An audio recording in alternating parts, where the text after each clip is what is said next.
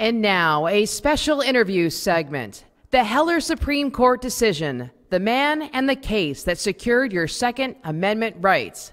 Please welcome your host, Emily Miller, and special guest, Dick Heller.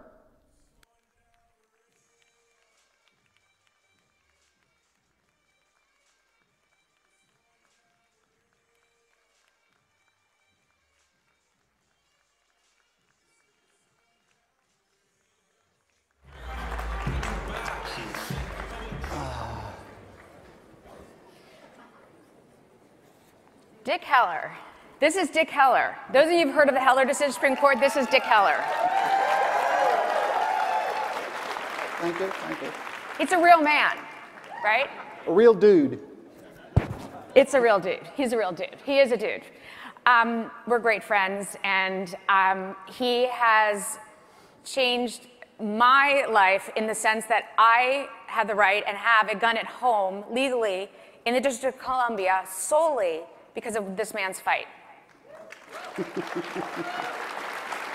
Thank you. So Dick, take me back, because people hear about the Heller decision, they don't realize it was one man who fought and fought and fought for so many years. Take me back to, I'm sure it was before I was born. 1976. When this all started. I moved into Washington, D.C. in 1976, and 3 months, about a couple of weeks later, I said, my favorite television program is Gunsmoke, and I like Matt Dillon guns, so I went out and bought one because there were no regulations, no restrictions. And so I bought that in July of 1976, and in October, the DC City Council passed a law that said you were no longer allowed to own any kind of a firearm in DC, but you could not buy one after that, but you could be grandfathered in by coming down to the police station and registering your firearm. And think about that. That did not sound right to me. So I said, why would I want to register it? It's because they want my address. Why do they want my address? Because they want to come and get my gun for confiscation. And I said, no. So I had some options. I could turn the gun in to the police station. I could throw it in the dipsty dumpster, or I could go to jail. So I took my gun out of the district to my brother's house, and I said, there's got to be a fourth option. And so that you had this gun and you saw that. And so for those of you who are from normal parts of the country, I always have to explain this so people don't understand it. Yes. There were, until Dick Heller fought this fight and won at the Supreme Court in 2008, and this is the 10th anniversary, and this is what we're celebrating here today, 10th anniversary of restoring our Second Amendment right to keep arms. The man himself, it was illegal. They made it, again, obviously unconstitutional, we now know, in DC, in New York, in Chicago, in these liberal urban places. They actually made it illegal to own a gun. I'm not talking about carrying it. I'm talking about owning it at home for self-defense. And that's what he fought for. He fought for the right, the individual right to keep arms, and that's the Supreme Court decided in your case. So what did you do? How did you fight? How did your case get to the Supreme Court level? How many years did that take? When they took my Second Amendment right away in 1976, I said, there is a Second Amendment right. Somehow I am allowed to own this firearm. But I didn't know anything about the law. I was just a computer programmer. So in 1976, I started doing research, talking to everybody I could over a period of time in the think tanks and getting ideas. And in 1993, we met some think tanks that sort of liked the idea. And a couple of us paired up, and we got some people to support us.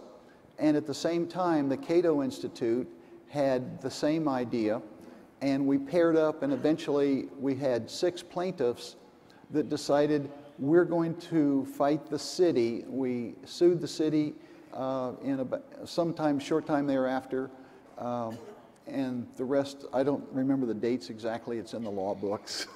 That's boring. Keep going. The point of nobody, all of that's, well, the lawyers are next. We'll let them do the boring stuff. we're focusing on you, the man. First of all, as you're telling the story, I never knew that you went to think tanks. I mean, how many of you go to think tanks to try to change laws and constitutional laws? What's a think tank, right? Right, exactly. In the like real you world. had to do all this research on your own, and then you got all these people. And like you said, like neither of us are lawyers. How did you don't even know about this? This case builds, people start coming to it, start supporting it, and it goes through. What was the first ruling that it had when you appealed and said, I can't own a gun, which the Constitution, Second Amendment, all of you who have your constitutions out, pull them out. Second Amendment, the right to keep and bear arms shall not be infringed, except in Washington, D.C. and other liberal cities. No, no, no. So when you start getting the buildings case, what was the first decision that was made in the courts on your right to have a gun at home?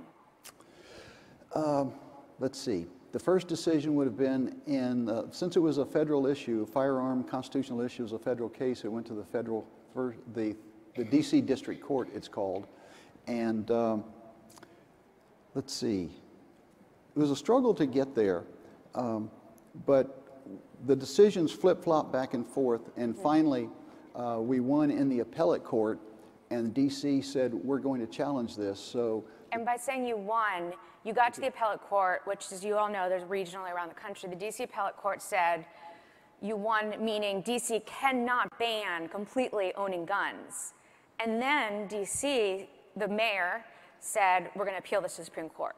Exactly.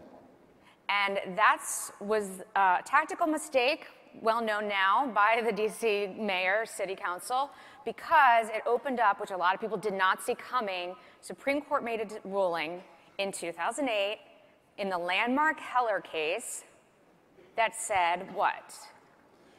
The Supreme Court, my favorite quote, there's a lot of stories, interesting stories to get to the Supreme Court, but my favorite story about the Supreme Court is that I didn't know anything about the law. I didn't know how the decision might go, but when they announced that Justice Scalia was going to read the decision, and this is my quote. Here's what Scalia said. We are not here today to erase the Second Amendment from the United States Constitution, unquote. I didn't know anything, but I know we had won something. God rest his soul, Justice Scalia. Rest in peace. That's what he will be famous for forever. And what was it like? I've never asked you, we're very good friends, I've never asked you this, because you go to the Supreme Court and it is, I suggest anybody who's never been there, it's an amazing American experience to understand that, because we don't get to see it on TV. When you're there, this case it's lawyers and governments and cities and all this stuff, but it's all about, the case comes down to just Dick Heller, that's it. So what was it like sitting there in the front row of with all these justices in front of you? It's amazing. The Supreme Court gallery for observers is not much bigger than this inner area of it's very small, inner barrier. Unexpectedly. Very small. And it was full of people, and you could hear your heartbeat. It was like being in a quiet room, if you're familiar with that. Yeah. And if a mouse ran across the floor, you would have heard it. So you sat in that front. Quiet. You sat at that front table looking up at the Supreme Court justices. Well, the other thing is it was so quiet. How quiet was it other than the mouse? It was so quiet, total silence, and then the court clerk smashes a gavel and says, "Oyez, oyez." And it got quiet again, and then there was the strangest noise I'd never heard before, and the justices are coming through the curtain, opening up, and the noise was the swishing of their robes as they climbed the 4 steps to the bench. That's how quiet it was. Also, this was so a solemn moment. That's very cool. I mean, and you're like, oh, here they come. What is that noise? And you're looking for it. And then, while you're sitting there, were you thinking, well, as you all know, but I think we forget, is that the Supreme Court hears a case and then doesn't make a decision for many, many months later. But when you were sitting in that courtroom, were you thinking, I can't believe I started this 20 years ago, and here we are in the Supreme Court with the swishing robes? I said, it's it's not the victory, it's the journey. 20 years of journey. Maybe it was 30, 35 years. 76 to 2006, Right. whatever that My is. bad math there. Is that 40 years, 30 years? I don't know, we'll ask someone. 40 years. I'm not a math major. Then what was impressive also was the night before, people were lined up to sleep on the sidewalk overnight. Wow. And I lived 1 block from the corner of the Supreme Court building. So I strolled over on my bicycle and I said, He's so normal, right? "Oh shucks, guys, what are y'all doing here? What's going on?" And they were telling me, "Oh man, this is the greatest thing since the greatest gun decision that's ever happened." At least And we're just so excited to be here. And like they were jumping up and down, and I was like, "Yeah, okay, cool." And they didn't recognize you? Of course not. I was very unpublic. So, but it was March the 18th, and it was very cold in Washington as the sun goes down, and they're preparing to sleep on the concrete. Wow. So I went down to the local drugstore, and I got 2 great big bags of cough drops, 200 each. And I went down the line and passed them out to everybody, and I said, "Oh, you'll need these." And they said, "Oh, thank you very much, thank you very much." And I met a couple. This is the sweetest story. Did you guys just catch that? You went out and gave cough drops so they wouldn't get sick overnight waiting for your case? Like there was about 4 cough drops per hand that was held out. I've never heard this before. So I met a couple, Dave and Colleen Lawson, and she had the first smartphone I'd ever seen, and she was telling me all about it. And so we became real good friends real fast. And the next day, when the line was up ready to go into the Supreme Court, I went down the line and I shook everybody's hands and I said, "Hi, I'm Dick Heller, thanks for coming." And when I got to them, a lot of people that met me the night before said, "Oh, you're the guy." Short story, Dave and Colleen talked about it, and they said they went back to Chicago, and they said, "That Dick Heller is such a normal dude. If he can do what he did," see, they think it was all me, all by myself, but it was a battery of lawyers and a team. It was one man. It was one man sitting in that courthouse with a lot of fancy lawyers, but there was one man at the bottom of it. So they said, "That Dick Heller, he is such a normal, ordinary dude. If he can do that, we can do that." Dave and Colleen Lawson put together the Otis and Laura McDonald case, McDonald versus Chicago. And just so everybody understands, and this is just a little bit of constitutional history, when the Heller decision was made in 2008, it said, Justice Scalia wrote, and it was a majority opinion, that the individual right to keep arms, to own an arm at home, cannot be infringed. So there was a lot of confusion in the court cases up until then, whether it belonged to the militia, when you read that other segment. And I suggest highly reading the Heller decision. It's so readable. It's not boring legal stuff at all. It's really interesting. And not that it wouldn't be interesting, Dick, of course, even if it was boring legal. But it's really easy to read. It's not unapproachable. But it said, but the problem was, overall for the country, is it only applied, D.C. is not a state, thank goodness. D.C. is not a state, so it only applied to D.C. And so what he's talking about is when this couple went to Chicago and started a new lawsuit. 2 years later, Supreme Court, based on the Heller decision, made it for the entire country that we will always have the right to have a home. Yes. What I think what's fascinating is that 15 minutes after Justice Scalia said, "We are not here to erase the Second Amendment," the lawsuit was filed in the city of Chicago that same day. And then that started kept the ball rolling. Those of you who are aware know that the battles on gun control, constitutional issues of gun control, are not over. Dick and I complain all the time about D.C. putting this crazy registration system. We still have to go to the government every time we want to buy a gun. They have to know about our guns. There's a lot of more to fight. But this is our time to look back and say that it was the first time the United States government, through the Supreme Court, ruled that we as individuals have a natural God-given right to defend ourselves in our home. And Dick, what have you seen in the 10 years since that, how this has impacted our country and impacted our understanding of what one person can do if the Constitution and our rights are not being adhered to? After Justice Scalia said it is a constitutional, enumerated, individual right, I was shocked a couple of years later to find that there were 75 other lawsuits that had been brought in states throughout the country.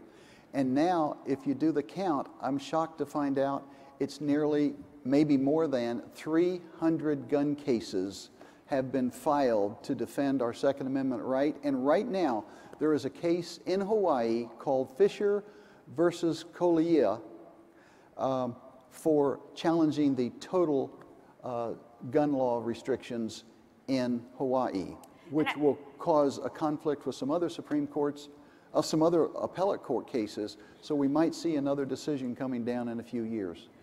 The fight for the Constitution and what we're talking about, and to be clear, what both of us are talking about, what Dick Heller valiantly fought for and continues to this day, the 10 years, he just keeps fighting on every other issue, is about our constitutional rights of law-abiding people to defend ourselves. That's what we're talking about.